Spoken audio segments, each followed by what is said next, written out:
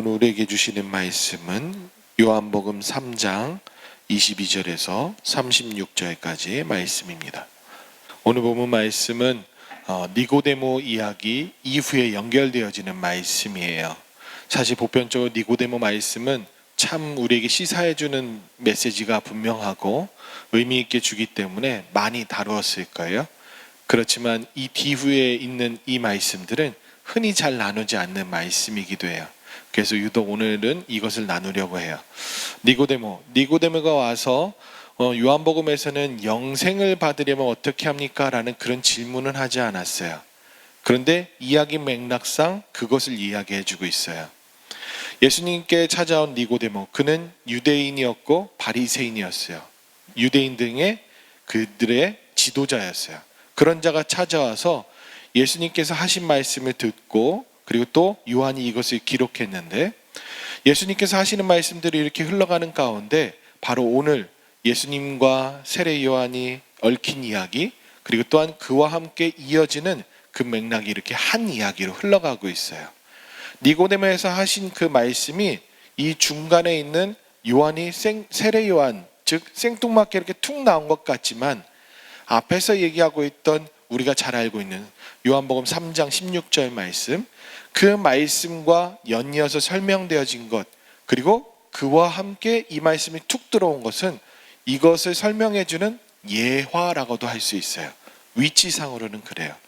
그런데 말씀을 곰곰이 또 읽고 묵상하고 또 심지어는 연구까지 하게 되면 또 한 말씀 한 말씀, 한 구절 한 구절이 또 우리에게 참 많은 가르침과 보지 못했던 것들을 보여주게 돼요. 예수님께서 세례를 주셨을까요? 안 주셨을까요? 읽으셨으면 다 답변을 하셔야 돼요. 우리가 함께 읽었던 본문 첫 절 말씀이 예수님께서 세례를 베푸셨다라고 얘기해요. 그런데 한 장 딱 넘어가면 4장 1절과 2절에서, 특히 2절에서 뭐라고 얘기해요? 예수께서 친히 세례를 베푸신 것이 아니요 제자들이 베풀었대요. 이것은 또 내용이 상충되어지는 것 같죠. 뭐야, 하나님 말씀이 틀려? 이렇게 할 수도 있는데 이것은 시사해 주는 것이 달라요. 가르쳐 주는 것이 달라요. 이 3장에서 얘기해 주는 이 맥락 가운데서 예수님이 세례를 베풀고 안 베풀고의 중요성보다 이것에 얽힌 이야기들에 따른 그 요한의 제자와 유대인의 논쟁 가운데서 말하게 됐던 것이 또 이 빌미로서 나타나게 된 것이에요. 이때 세례 주는 두 인물이 있어요. 사실은 먼저 명성을 얻고 먼저 그 일들에 대해서 해왔던 인물이 바로 세례 요한이에요. 세례 요한은 그 회개를 선포하고 그리고 그것을 정결해주는 그 예법, 그 전에 있었던 흘러왔던 예법을 다해서 세례를 주었어요. 그래서 예수님이 또 오셔서 세례를 받으시죠. 그런데 여기에서 또 한 가지 질문이 생겨질 수 있어요. 예수님은 왜 세례를 받으셨을까? 세례를 받는다는 것은 죄 씻김, 죄 사함을 얻기 위한 어느 한 징표예요. 그것을 통해서 정결하게 된다는 것을 위해서 사람들이 수없이 찾아왔어요. 근데 예수님도 오셔서 세례를 받으셨다는 거예요. 이것이 중요하지 않기 때문에 얘기하지 않고서 넘어갈 거예요. 예수님이 오셔서 세례를 받으셨어요. 그리고 그 예수님이 또 세례를 주신다네요. 오늘 본문에서는. 그랬을 때 이 모습을 보고 중요한 것은 예수님이 세례를 주시네, 예수님이 세례를 받으셨네 라는 것이 더 의미가 있을 텐데 그 뒤에서는 무엇이 더 의미 있어요? 아니, 세례를 받으신 분이 세례를 준 사람의 일을 빼앗아 가네요 라는 뉘앙스로 그것을 얘기하는 거예요. 유대인들이 와서 예수님에 대해서 저 사람이 세례 요한이 먼저 원조인데 그것을 빼앗아 간 것 같이 여겨지면 그걸 부추기기 시작하면서 얘기하는데 세례 요한은 거기에서 논쟁이 흐트러지고 거기에서 휘말리지 않았어요. 그러면서 얘기하는 것이 저와 여러분들이 잘 알고 있는 말씀이 뭐예요? 그는 흥하여야 하겠고 나는 쇠하여야 하리라 라고 얘기해요. 25절에서 얘기하죠. 요한의 제자 중 한 유대인과 더불어 정결 예식에 대해서 변론하였다. 그러면서 세례 요한은 얘기해요. 나는 그분이 오실 길을 맞이하는 자야. 그러면서 얘기하는 것이 27절 말씀에서 요한이 대답하여 이르되 만일 하늘에서 주신 바 아니면 사람이 아무것도 받을 수 없느니라. 그러면서 28절에서 내가 말한 바 나는 그리스도가 아니요 그의 앞에 보내심을 받은 자라고 한 것을 증언할 자는 너희니라. 예수님에 대해서 분명히 얘기해줘요. 예수님은 그리스도야, 나는 아니야. 그리스도라는 것은 기름 부음 받은 자의 뜻을 담고 있는 구원자의 의미예요. 메시아를 뜻한다는 거예요. 근데 그의 앞에 보내심을 받은 자라고 한 것을 증언할 자는 너희야.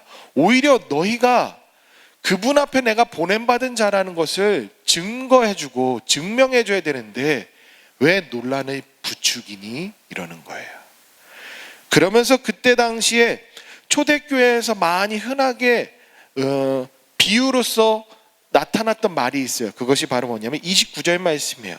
신부를 취하는 자는 신랑이나 서서 신랑의 음성을 듣는 친구가 크게 기뻐하나니 나는 이러한 기쁨으로 충만하였노라.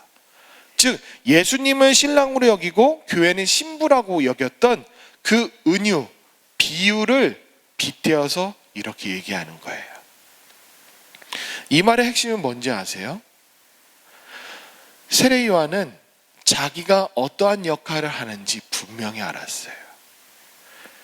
자기가 아무리 수많은 사람들에게 영향을 주고 심지어는 도시권에 사는 사람들이 사막에게로 나와서 광야로 나와서 세례 받으려고 그리고 선포하는 그 세례의 메시지를 전했던 그 사람 앞에서 오열을 하며 넙죽 엎드리며 그에게 어찌하오리까 라고 얘기할 정도로 수많은 사람들이 세례 요한에게 찾아왔어요. 그런데 세례 요한은 그것에 자아도취되지 않았어요. 그거에 대한 명성, 명예, 영향력, 그것 때문에 자기가 왜 어떤 일을 해야 하며 그리고 자기가 여기에서 세례를 주는 이유가 무엇인지가 흩어지지 않았다는 거예요. 부름받은 자는 선명해요. 내가 무엇을 부름받았는지, 그리고 부름받은 자는 죽을 때까지 그 본분을 잃지 않고, 제 언어로 좀 가끔은 표현하는 언어인데 단어가 고급스럽진 않아요. 분수를 넘지 않아요. 부름받은 자는 그 부르심에 합당한 대로 살아가는 자들이에요. 이것은 우리의 일상생활에도 많이 접해볼 수 있고요. 일상에서 우리가 적용해 볼 수 있는 말이에요. 이 세례 요한의 정신. 연말쯤 되면 맡았던 임원들이 바뀌어져요. 구임원과 신임원이 선출되어지면서 바통을 넘겨줘요. 때때로는 은퇴를 하고 새로 세워지는 그런 일들도 생겨져요. 그리고 어딘가의 공동체 가운데서는 그것을 이끌어가는 리더는 있는데 리더가 은퇴할 때가 있고 또 다시 세워질 때가 있어요. 그 수많은 일들 가운데서 흔히 얘기하는 말이 있죠. 산은 오를 때가 있으면 내려올 때가 있는 거야. 내가 정점을 찍었다고 해서, 내가 어느 위치에 있다고 해서 그것에 자아도취되며 거기에 그냥 취해서 그때만 생각하는 것도 바람직하지 못해요. 내려놓을 때 내려놓을 줄 알고 내려올 때를 생각하며 준비할 줄도 아는 것이 세상 모든 사람들도 아는 미덕으로 여길 수 있는 거예요. 그런데 그게 교회 안에서도 많이 상식적으로 행해져야 될 일들이 생겨지지 않았을 때 눈살을 찌푸리던 일들이 수없이 많았어요. 우리의 먼 데를 내다보진 않아도 최근의 일들 가운데서도 우리 교회가 아니라 교회와 관련된 어느 곳곳에서 눈살 찌푸리는 일들이 제법 많이 찾아볼 수 있어요. 왜요?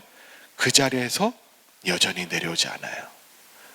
은퇴했음에도 불구하고 그 때의 시절을 생각하면 나 때는 말이야 하면서 그때만을 얘기하고 강조해요. 올라선 때가 있으면 내려올 때가 있는 법이에요. 그리고 그때 잘 나간다는 착각에서 항상 그 자리에 있을 것인 줄 알고 내려올 때를 모르며 살아가요. 세례 요한은 예수님을 맞이하는 자로서 쓰임 받는다는 것이 분명했어요. 그래서 예수님이 오시고 그 길을 닦는 자로서 그는 쓰임 받았어요. 그러면서 얘기하는 것이 31절에 보시면 위로부터 오시는 이는 만물 위에 계시고 땅에 난 이는 땅에 속하여 땅에 속한 것을 말하느니라. 하늘로부터 오시는 이는 만물 위에 계시나니, 그렇게 얘기해요. 그러면서 이 32절에서는 그가 친히 보고 들은 것을 증언하되 그 증언을 받은 자가 없도다. 33절 그의 증언을 받는 자는 하나님이 참되시다는 것을 인쳤느니라 얘기하면서 계속 예수님이 어떤 분이신지, 예수님을 통해서 어떤 일들이 펼쳐질 것인지에 대해서 분명하게 얘기해줘요. 어쩌면 세례 요한이 이 말을 했지만 요한 사도가 이 말들을 기록하는 데 있어서 의미 부여가 더 선명하게 되었어요. 예수님이 어떤 분이신지, 예수님께서 무엇을 할 것인지에 얘기해주고 있어요. 그런데 그 말을 했던 진짜 말인 세례 요한은 그 말을 하면서 우리에게도 깨달을 것을 전해줘요. 세상에 있는 이 땅의 난 자, 세상에 이 땅의 일들만 생각하는 자는 하늘에서 오신 분이 어떤 일을 하며 하늘에서 무엇을 행하며 하늘에서부터 내려와서 이루어지는 일들에 대해서 이해를 못할 것이라는 것을 얘기해줘요. 사실 이 강조점은 그 앞에 있는 3장 16절 이후에서 나타나는 그 말과 같이 맥락을 이어지는 메시지이기도 해요. 그런데 한 절만 읽어볼게요. 12절 말씀이 조금 더 분명하게 얘기해줘요. 내가 땅의 일을 말하여도 너희가 믿지 아니하거든 하물며 하늘의 일을 말하면 어떻게 믿겠느냐. 이 말은 무엇이냐면 하늘에서 부르시지 않은, 하나님께서 부르시지 않은 자는 백날 좋은 소리 들어도 믿음이 뭔지, 은혜가 뭔지, 그리고 말씀이 말씀으로 이해되지 않아요. 그런데 부름받은 자는 학식이나 지식이나 그거에 상관없이 하나님의 말씀이라고 여겨지는 것이 내 안에 스며들어요. 내 머릿속에 박혀져요. 그리고 그 말씀의 의미들을 풍성히 알게 돼요. 그리고 자신의 본분이 무엇이며 부름받은 자가 어떻게 살아갈 것인지까지도 아주 선명하게 알게 돼요. 참 신비롭지 않아요? 저와 여러분들이 살아가는 데 있어서 이런 나의 분수, 내가 어떤 자인지를 분명히 아는 자는 우리의 삶은 선명할 수밖에 없어요. 세례 요한처럼 살아가게 되고요. 그리고 누가 더 중요하고 누구를 위해서 살아가야 되는지에 대해서 더욱더 우리의 삶에서 분명해질 거예요. 우리가 은혜로 구원을 받았고 믿음으로 구원받는다 하지만 그 믿음이 내 믿음이 아니라 하나님이 믿게 하신 그 믿음으로 말미암아 됐다는 것을 아는 자는 이 인생을 살아가는 데 있어서 나를 위해서 살아가지 않아요. 왜요? 내게 비롯된 것이 없어요. 그것을 분명히 아는 자는 세례 요한처럼 살아갈 수 있어요. 내가 흥하는 것보다 그가 흥한 것을 위해서 살아가요. 그런데 참 씁쓸한 것은 기독교가 변질되면요, 성도들이 보이는 것이 치중하게 돼 있어요. 보이는 것에 가치를 두게 돼 있어요. 그래서 보이지 않는 것을 추구하는 것 같지만 종국에는 무엇으로 간다? 보이는 것으로 가요. 이게 상식적으로 말이 돼요? 보이지 않는 것이 더 가치가 있겠어요? 보이는 것이 더 가치가 있겠어요? 보이는 것은 어차피 그것밖에 안 돼요. 유한적이에요. 근데 보이지 않는 것을 추구하는 자들이 보이는 것에만 급급하며 살아간다? 보이지 않는 그 하나님 위해서 살아간다는 자들이 종국에는 보이는 것들을 얻기 위해서 하나님을 이용한다? 내가 이 땅에서 보이지 않는 그 하나님을 닮아가며 그곳에 있을 것을 꿈꾸며 살아가는 자들이 자꾸 이 땅에서 보이는 것으로 흥하여지는 것을 위해서 목적을 둔다? 상식적으로 생각해도 아니지 않아요? 그런데 신앙이 점점 왜곡되어져 가고 기독교가 변질되어져 가고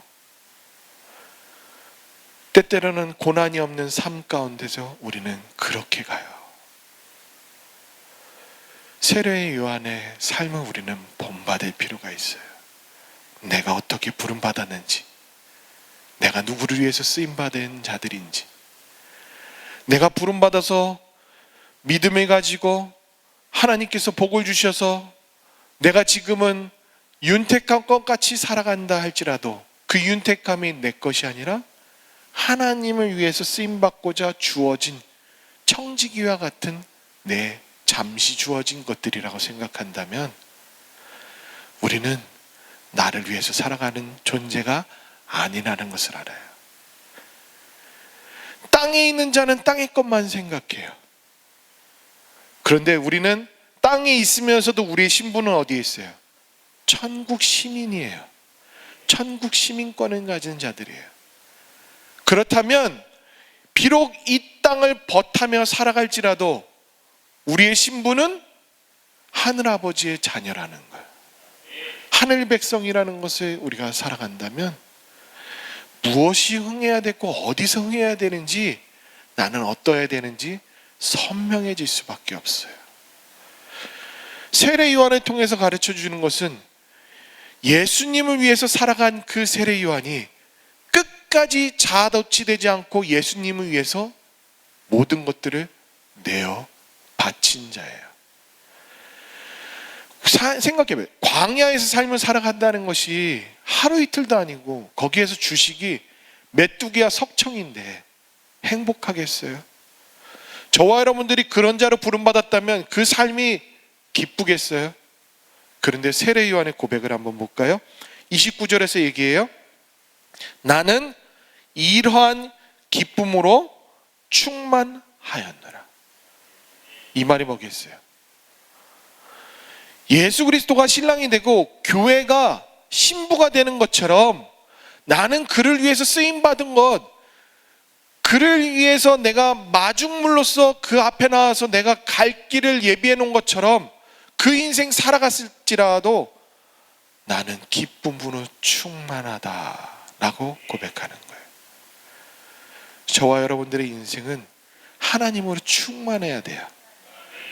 하나님이 주시는 그 기쁨인 내 원론적이고 원천적인 기쁨이라는 것.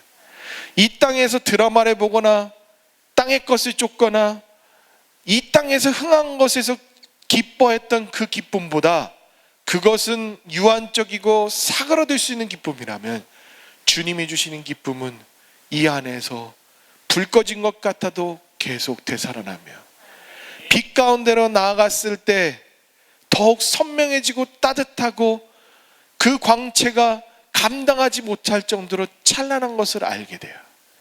그것을 맛본 자는 어둠으로 갈 수 없어요. 그것을 맛본 자는 그분께로 더욱더 나아가지 그분께로 향하지 않는 인생을 살아가지 않는 법이에요. 그것을 한 번 맛본 자들은 그냥 못 살아가요.